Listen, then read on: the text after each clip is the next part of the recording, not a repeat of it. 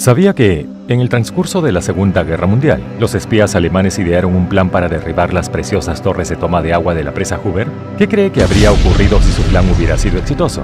Las turbinas de la presa habrían perdido todo el agua, lo que habría causado un corte de energía inmediato en la instalación de producción de energía más grande de la época. La presa Hoover emplea un tipo de turbina denominada turbina Francis. Observe el precioso mecanismo de regulación de la velocidad de la turbina.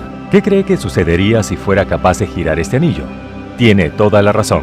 El mecanismo inteligente cerraría los álabes guía y el flujo de agua a la turbina se disminuiría.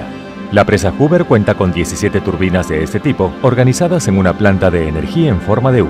Cada ala de la planta de energía tiene el largo de casi 2 campos de fútbol. Por favor, mire el tamaño de este caso de desplazamiento.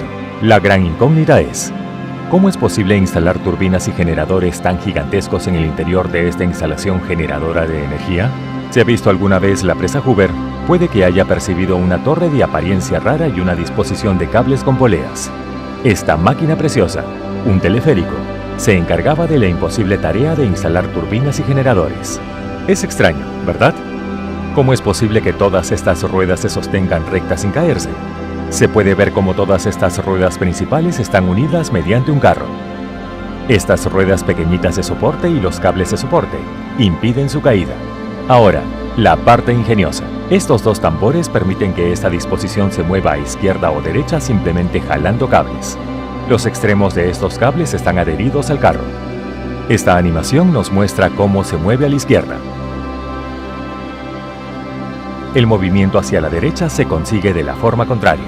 Ahora, en cuanto al mecanismo de elevación, para este fin se empleó un tambor adicional. Es posible ver el paso ingenioso del cable alrededor de las poleas. Asimismo, es posible predecir lo que le pasa al polipasto cuando el tambor gira. Los 3 tambores de cable que hemos visto se almacenan en el interior de una caseta de elevación. De este modo transportaban el material a la región de la turbina.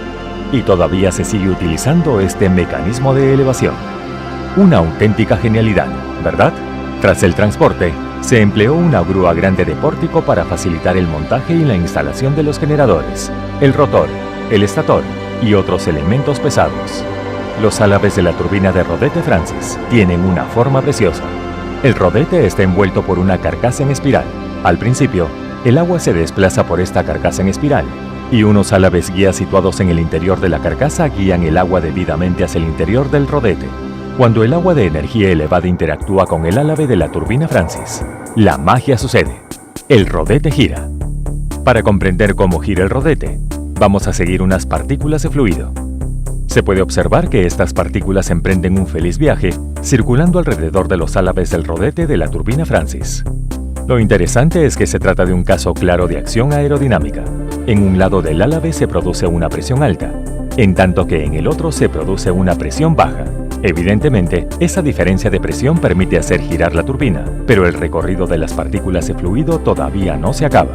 Justo antes de salir, impactan contra la pared en forma de balde del álabe de la turbina, lo que genera una fuerza de impulso pura.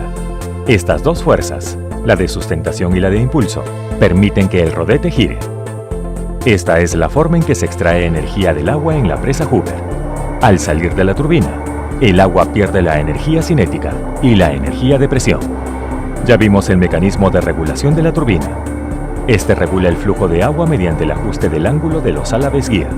En caso de que los álabes guía estén más abiertos, el flujo de agua que llega a la turbina aumentará y, por consiguiente, se generará más energía. Cuando la demanda de energía es baja, los álabes guía pueden cerrarse para bajar el flujo de agua.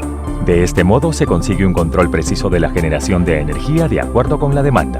El agua procedente de los tubos de desagüe de la presa Hoover se destina río abajo a regar alrededor de 250.000 de acres de tierras desérticas. Ahora bien, si conectamos esta turbina giratoria a un generador, ya habremos terminado con la producción de energía eléctrica. Si se observa el generador, se puede ver que el rotor y el estator son solo bobinas de cobre. No se utilizan imanes permanentes aquí. No obstante, el rotor precisa un suministro eléctrico para generar campos magnéticos. Esta corriente se suministra a través de un inductor. El inductor emplea un estator con imanes permanentes.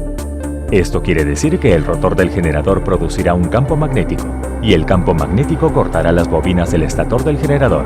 Como resultado, se produce energía en el lado del estator.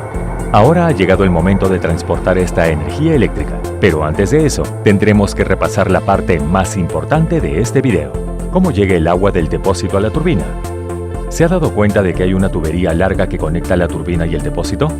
Esto es lo que se denomina tubería forzada. Construir estas tuberías forzadas fue la etapa más complicada e interesante del proyecto de la presa Hoover. A través del uso del teleférico, los trabajadores fueron descendiendo hasta estos agujeros gigantescos. Su principal responsabilidad era perforar los agujeros para la dinamita. A continuación, se procedía a la explosión controlada de la dinamita. La explosión fragmentaba la roca y garantizaba una excavación eficaz. El próximo paso era retirar los escombros. Para poder limpiar el túnel, los trabajadores emplearon máquinas de limpieza con cinta transportadora, palas mecánicas y hasta la eliminación manual del material. De esta forma, se consiguió formar un agujero gigante en vertical. En el lado horizontal del túnel de la tubería forzada, el trabajo resultó mucho más sencillo. Aquí se muestra toda la geometría del sistema de compuertas. Los camiones y jumbos de perforación accedieron a la parte horizontal pasando por un túnel de acceso. Finalmente, los túneles horizontales y verticales debían unirse a la perfección. Posteriormente, este túnel se cubrió de cemento. ¿Es posible usar este túnel de cemento como tubería forzada? En teoría, sí. No obstante, el agua que baja a toda velocidad ejercerá una enorme fuerza de impacto sobre esta capa de cemento, lo que implicará que el cemento se erosionará con el tiempo. De ahí que los ingenieros empleen un revestimiento de acero para la tubería forzada.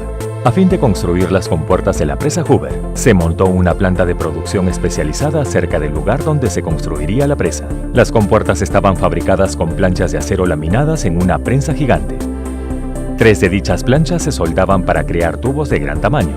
El teleférico de acero que pudimos ver al inicio del video se empleaba generalmente para bajar y ubicar las secciones de la tubería forzada y otros elementos grandes en los túneles de la presa. Los remolques diseñados especialmente que esperaban en los túneles de entrada los trasladaban al interior de los túneles. Y finalmente se conectaban las piezas. Se emplearon pasadores de presión para establecer una conexión continua entre la torre de toma y las turbinas y válvulas de salida. La energía de corriente alterna producida en el estator se transforma luego en un voltaje superior por medio de transformadores para una transmisión efectiva a larga distancia. La energía eléctrica de alto voltaje se transporta por las líneas eléctricas hasta la red, donde suministra a hogares, comercios e industrias. Las torres de toma preciosas que pudimos ver al inicio del video recolectan el agua del embalse y la transportan a la tubería forzada. Cada torre de toma dispone de 2 compuertas. Se ve claramente cómo fluye el agua cuando las compuertas están abiertas. Lo interesante es que los operadores pueden cerrar estas compuertas y bloquear el flujo de agua para dar mantenimiento a la tubería forzada o a las turbinas. Y aquí viene la pregunta: ¿para qué se quiere una torre de captación?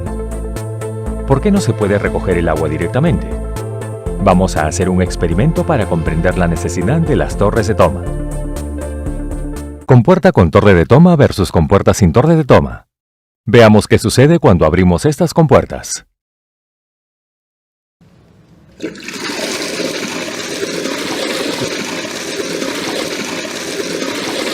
Puede ver que todos los escombros se están moviendo hacia el área del orificio, y el orificio de esta tubería forzada se está atascando. Pero no hay problema con esta tubería forzada con un área de torre de entrada. Esto quiere decir que, si los espías alemanes hubiesen conseguido destruir las torres de toma, el flujo de agua a las turbinas se habría interrumpido inmediatamente. Sin haber destruido ni una sola turbina o generador, los espías podrían haber puesto fin a la capacidad de generación de energía de la presa Hoover.